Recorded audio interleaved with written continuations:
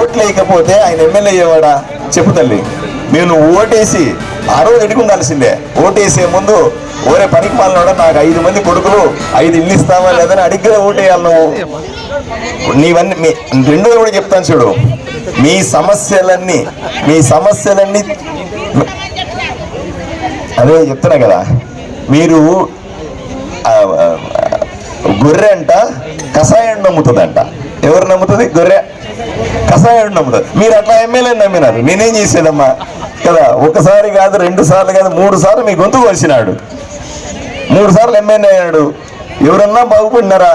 ఎవరన్నా సంతోషంగా ఉన్నారా? వాళ్ళ కుటుంబం మాత్రం బ్రహ్మాండంగా బాగుపడింది. 100,000 కోట్లు సంపాదించినాడు. మీరు మళ్ళీ ఏం చేస్తాడు? ఎలక్షన్లో మీకు ఆయన చెప్తాడు నిన్న, ఎలక్షన్లో ఓటుకు 5,000 ఇస్తాడంట. యాడ్ నుంచి వచ్చినాయమ్మా డబ్బులు? చెప్పు తల్లి, యాడ్ నుంచి వచ్చినాయి? మీ డబ్బులే కదా ఇవన్నీ. మీకు రావాల్సిన డబ్బులన్నీ కొట్టేస్తే వచ్చినాయి కదా డబ్బులన్నీ కూడా.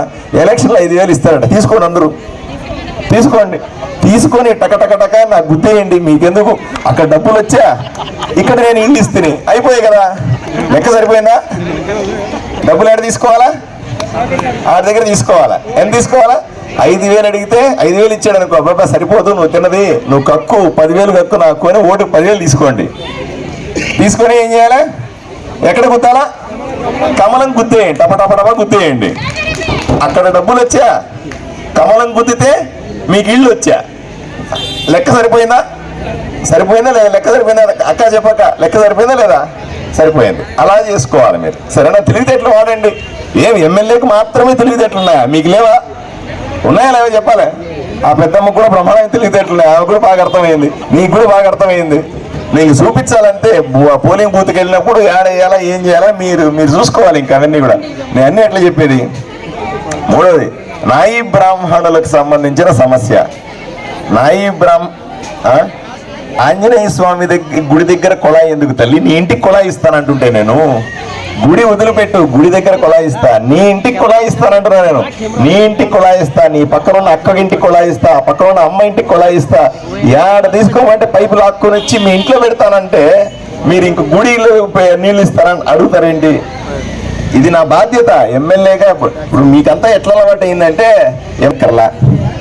ఎమ్మెల్యే అంటే మా స్థలాన్ని కబ్జా చేసేయడమే, ఎమ్మెల్యే అంటే మమ్మల్ని దౌర్జన్యం చేసేయడమే, ఎమ్మెల్యే అంటే మా మీద కేసులు పెట్టించడమే, ఎమ్మెల్యే అంటే ఎవరిని అడగనక్కర్లా.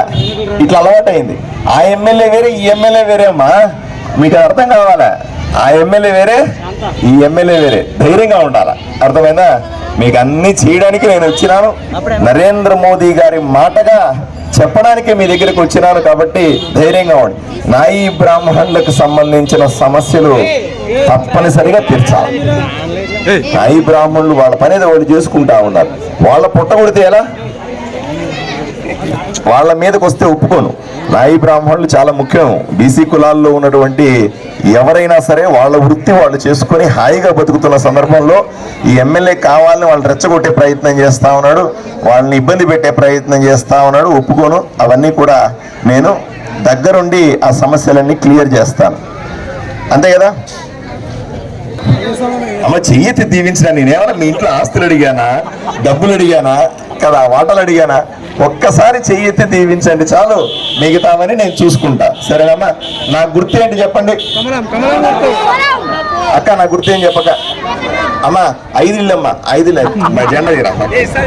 5 ఇళ్ళమ్మా చెప్పు. కమలం పువ్వు గుర్తు అక్క, కమలం గుర్తు అక్క. కమలం గుర్తు మీద దబదబా గుర్తేస్తే నేను ఎమ్మెల్యే అయిపోతా. నాకు పెద్ద మెజారిటీ ఇవ్వాలా. ఎందుకంటే రేపు మీరు అడిగినప్పుడు నేను అడుగుతా, ఇందిరా కాలనీ నేను అడుగుతా, ఎక్కడి నుంచి వచ్చారు మీరు అంటాను. మీరు వచ్చి ఇందిరా కాలనీ కాదని నేను అర్థం చేసుకోగలను. నేను పేదవాడిని, అర్థం చేసుకోగలను. సాధారణంగా మీ ఇంట్లో ఈ కరెంట్ ఎంత కాలుతుంది లేదు అని లైన్ మ్యాన్ వచ్చి చూస్తాడు. 200 కంటే తక్కువ ఉందనుకో, మీకు బిల్లు ఇవ్వడానికి లేదు కదా, ఆ రోజు బిల్లు తీయడు, వెళ్ళిపోతాడు. మళ్ళీ వారం తర్వాత వచ్చి చూస్తాడు, 201 వచ్చిందనుకో, అప్పుడు బిల్లు తీస్తాడు. ఎందుకంటే అప్పుడు బిల్లు కట్టాలి మీరు. ఆ రకంగా ప్రతి పేదవాళ్ళని, ప్రతి పేద కుటుంబాన్ని మోసం చేస్తున్నారు ఈ వైఎస్ఆర్సీపీ నాయకులు. సో నేను ఎమ్మెల్యే అయిన తర్వాత నిక్కచ్చిగా ఏమి ఇబ్బంది లేకుండా మీరందరూ ఇంట్లో LED బల్బులు వాడాలా. మామూలు బల్బు వాడితే ఎక్కువ కరెంట్ తీసుకుంటుంది, ఎల్ఈడి బల్బు వాడితే 200 లోపల యూనిట్లు తీసుకుంటుంది, బిల్లు కట్టనక్కల్లా. మీ ఇళ్లలో ఎల్ఈడి బల్బులన్నీ కూడా నేను ఉచితంగా ఇప్పిస్తా. ప్రభుత్వం దగ్గర ఇంట్లో ఒకటి, బెడ్రూమ్లో ఒకటి, ఇంటి బయట కూడా ఒకటి పెట్టిస్తా. ఈ 3 బల్బులు పిలిచి మీకు ఇంటింటికి చేరుస్తా. ఏమ్మా, ఇవన్నీ ఫ్రీగా చేయిస్తా. దాంతో కరెంటు కాలదు. కరెంటు కాలినప్పుడు కరెక్ట్గా 200 యూనిట్ల లోపల ఉండేలాగా చూసి మీకు కరెంటు కష్టాలు లేకుండా, కరెంటు బిల్లు లేకుండా చేసే బాధ్యత నేను తీసుకుంటాను. అన్నలాగా తమ్ముళ్ళలాగా నన్ను నమ్మండి, ఏమి ఇబ్బంది పడాల్సిన అవసరం లేదు. 3వది ఇళ్ళు లేవంటున్నారు. నాకు తెలుసు ఇల్లు లేని కష్టాలు ఎలా ఉంటాయి. అమ్మ, ఇక్కడ ఉన్న మహిళలకు అందరికీ అన్నలాగా తమ్ముళ్ళలాగా కొడుకులాగా నేను ఒకే ఒక మాట మాట్లాడుతా ఉన్నా. చెప్పండి, ప్రతి ఇల్లు లేని పేదవాడు, ఇప్పుడు పెద్దమ్మ ఉందనుకోండి, ఆమెకి ఇల్లు ఆమెకుని ఉంటుంది అనుకుందాం, ఎప్పుడో ఇల్లు ఇచ్చుంటారు అనుకుందాం. ఎప్పుడన్నా ఉంటే అరాకొర ఇల్లు ఉంటే, ఉందని చెప్పలేదన్నమ్మా, అరాకొర ఉంటే ఆమెకి 2 కొడుకులు ఉంటారనుకో, 2 కొడుకులు ఉంటారనుకో, అందరూ ఆ ఇంట్లో ఉండలేరు కదా, 2 ఇళ్ళు అవుతాయి. అప్పుడు ఆ అమ్మకి 2 ఇళ్ళు ఇవ్వాలా? అదే 2 కొడుకులు, ఒక బిడ్డ ఉందనుకో, బిడ్డ ఉందనుకో, 3 ఇళ్ళు ఇవ్వాలి కదా. జనాభా పెరిగింది కదా, వాళ్ళు పెద్దవాళ్ళు అవుతున్నారు కదా.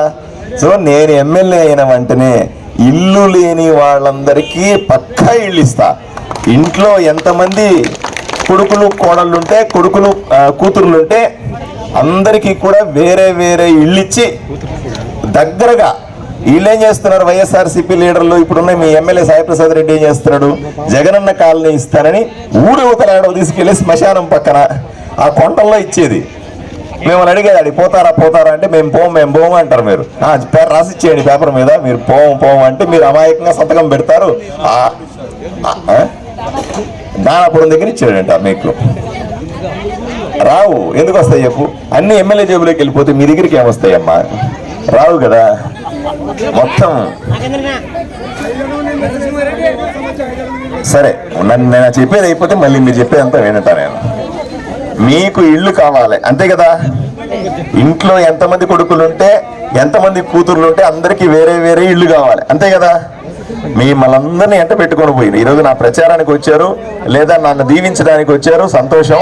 అందరినీ మిమ్మల్ని ఎంట పెట్టుకొని పోయి, ఎక్కడ ప్రభుత్వ స్థలం ఉంటే ఖాళీగా కనుక్కొని ఆ ప్రభుత్వ స్థలాల్లో ప్లాట్లు వేయించి మీకందరికీ కూడా నరేంద్ర మోదీ పేరుతో, జగనన్న పేరుతో కాదు. నేను జగనన్న ఓడిపోతున్నాడు, ఇంక 20 రోజుల్లో జగనన్న ఓడిపోతా ఉన్నాడు. ఇక్కడ సాయిప్రసాద్ రెడ్డి కూడా ఓడిపోతా ఉన్నాడు. వాళ్ళ పని అయిపోయింది, ఇంకా మర్చిపోండి వాళ్ళ గురించి. వాళ్ళు అసలు మన పోటీయే కాదు. 20 రోజులు దాటితే నేను ఎమ్మెల్యేని, గుర్తుపెట్టుకోండి అమ్మా. నా మొహం చూసి పెట్టుకోండి. ఏమన్నా కనబడితే ఈ సమస్యలు అడగడానికి మీరు ఎప్పుడన్నా కనబడితే ఆపి, నువ్వు ఆ రోజు మా ఇందిరా కాలనీకి వచ్చినావు, నువ్వు నా సమస్యలు అడుగు, ఇది నా సమస్య ఆ రోజు చెప్పిపోయినా అని అడగాలి కదా. నా మొహం గుర్తు పెట్టుకోవాలి కదా మీరు కదా. ఎక్కడైనా సరే ఊర్లో నా కారు ఆపచ్చు మీరు, నేను హ్యాపీగా దిగి మీకు సమాధానం చెప్పే పోతా. నాకు ఇప్పుడు అలవాట్లేదు, ముందు 4 కార్లు, వెనకాల 4 కార్లు, గన్మెన్లు, ఇవన్నీ పెట్టుకునే ఆలోచనే లేదు. అర్థమైందమ్మా? నరేంద్ర మోదీ గారికి, ప్రధానమంత్రికి నేను ప్రియ శిష్యుడిని. నేను ఏమి చెబితే ఆయన నన్ను గౌరవిస్తాడు, నన్ను ఆశీర్వదిస్తాడు. నాకు ఓట్లు వేసిన ప్రజలు ఉన్నారండి, వాళ్ళకి ఇల్లు కావాలంటే 500 ఇళ్ళే ఉన్నాయండి, నాకు 1000 ఇళ్ళు కావాలా, 2000 ఇళ్ళు కావాలంటే సంతోషంగా పేపర్ మీద సంతకం పెడతాడు. మీరేం బాధపడద్దండి, ఉచితంగా తెచ్చి ఇచ్చే బాధ మీది. ఇంకోటి ఏంది, లంచం లేకుండా. ఇప్పుడు మీకు ఇల్లు కావాలంటే నాకు ఎంత ఇస్తావు, నాకు 5000 ఇవ్వు, నాకు 10,000, నాకు కాదు మా ఇంట్లో వాళ్ళకందరికీ, నా కొడుక్కి, మా కూతురికి ఇవ్వు, మా ఇంట్లో వాళ్ళకందరికీ ఇవ్వు అని చెప్తాడు. అలా కాకుండా మీకందరికీ కూడా 1 రూపాయి ఎవరికి లంచాలు ఇవ్వనవసరం లేకుండా ఇవన్నీ చేసి పెడతా. సరేనా? ధైర్యంగా ఉండాలి. ఎందుకంటే మీరు బాగుంటేనే మేము బాగుంటాం, మీరు బాగలేకపోతే మేము అసలు బాగుండము అనే విషయాన్ని చెప్పాలి. టీచర్స్ కాలనీలో పార్కులో ఉన్నటువంటి ఇళ్ళు అదే కదమ్మా మీరు అడిగేది. పార్కులో మరుగుదొడ్లలో మీ అమ్మ ఒకటి గుర్తుపెట్టుకోండి, డబ్బులు లేని వాళ్ళు, డబ్బులున్న వాళ్ళు, ఈ 2 వర్గాలు ఉంటాయి. కులం ఉండదు, మతం ఉండదు ఈ సమాజంలో. లేని వాళ్ళను కాపాడుకోవడానికే నేను ఎమ్మెల్యే అవుతున్నాను తప్ప దోచుకోవడానికి కాదు. ఇక్కడ ఉన్నటువంటి పేదలందరూ కూడా, ఆడవాళ్ళంటే కూడా, సగం జనాభా ఉన్నటువంటి ఆడవాళ్ళంటే మాకు గౌరవం. మీకు ఆత్మాభిమానం, మీరు బాగా ఉండడం, గౌరవంగా ఉండడం, మరుగుదొడ్లు లేక ఉండడాన్ని మేము భరించడం. తప్పనిసరిగా నరేంద్ర మోదీ గారితో మాట్లాడి ప్రతి ఇంటికి మరుగుదొడ్డి ఏర్పాటు చేసే బాధ్యత నాది. రోడ్లు అన్నారు, తప్పనిసరిగా మూలకి మీరు ఎక్కడన్నా ఉండండి, ఏడన్నా ఉండి, ఎంత దూరమైనా ఉండండి, మీ ఇంటి ముందు దాకా రోడ్ వేసే బాధ్యత నేను తీసుకుంటా. ఏడన్నా ఉండండి, మీరు ఏడేమంటే ఎంత దూరం అంటే అంత రోడ్డు వేసే బాధ్యత నేను తీసుకుంటా. లో వోల్టేజ్ సమస్య మీకు తక్కువగా ఉంది. పేదలకందరికీ కూడా ఉచితంగా కరెంట్ ఇవ్వాలి. 200 యూనిట్ల వరకు ఉచితంగా కరెంట్ ఇవ్వాలి. అక్కప్పుడే అంటా ఉంది, ఏం లేదు అంటా ఉంది కదా, కానీ ఇవ్వాలా. ఏం చేస్తారంటే వాళ్ళు కావాలనే నెలకు 200 యూనిట్లు కదా, మీకు వచ్చి మీటర్ చూస్తాడు. అట్లా చూసి 200 అయినా వినాలమ్మా.